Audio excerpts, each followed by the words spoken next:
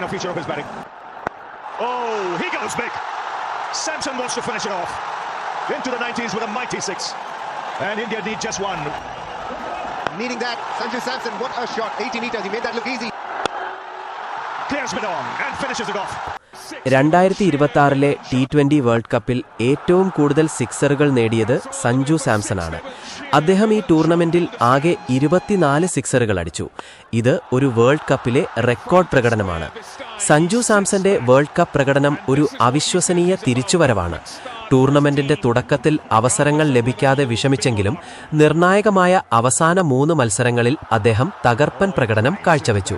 Semi ഫൈനലിലും ഫൈനലിലും അർദ്ധ സെഞ്ചുറികൾ നേടി ഇന്ത്യയെ വിജയത്തിലേക്ക് നയിക്കുന്നതിൽ പ്രധാന പങ്കുവഹിച്ചു. ഈ നേട്ടങ്ങളോടെ സഞ്ജു നിരവധി റെക്കോർഡുകൾ തിരുത്തുകയും ടൂർണമെന്റിലെ മികച്ച താരങ്ങളിൽ ഒരാളായി മാറുകയും ചെയ്തു. അദ്ദേഹത്തിന്റെ ഈ തിരിച്ചുവരവ് കഠിനാധ്വാനത്തിന്റെയും അർപ്പണബോധത്തിന്റെയും മികച്ച ഉദാഹരണമാണ്.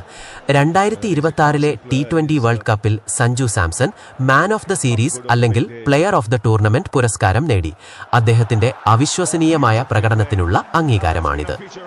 കഠിനാധ്വാനത്തിന്റെ പ്രതീകം അവസരങ്ങൾക്കായി ഏറെക്കാലം കാത്തിരിക്കേണ്ടി വന്നിട്ടും പതറാതെ പോരാടിയ സഞ്ജുവിന്റെ ഈ തിരിച്ചുവരവ് ഏതൊരു കായിക പ്രേമിക്കും വലിയ ആവേശമാണ്.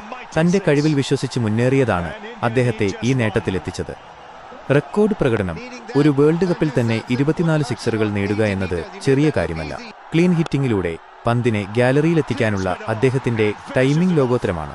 പ്രത്യേകിച്ച് സെമിഫൈനൽ, ഫൈനൽ പോലുള്ള സമ്മർദ്ദമുള്ള മത്സരങ്ങളിൽ അർദ്ധ സെഞ്ചുറികൾ നേടി ടീമിനെ വിജയത്തിലേക്ക് നയിച്ചത് അദ്ദേഹത്തിന്റെ പക്വത കാണിക്കുന്നു.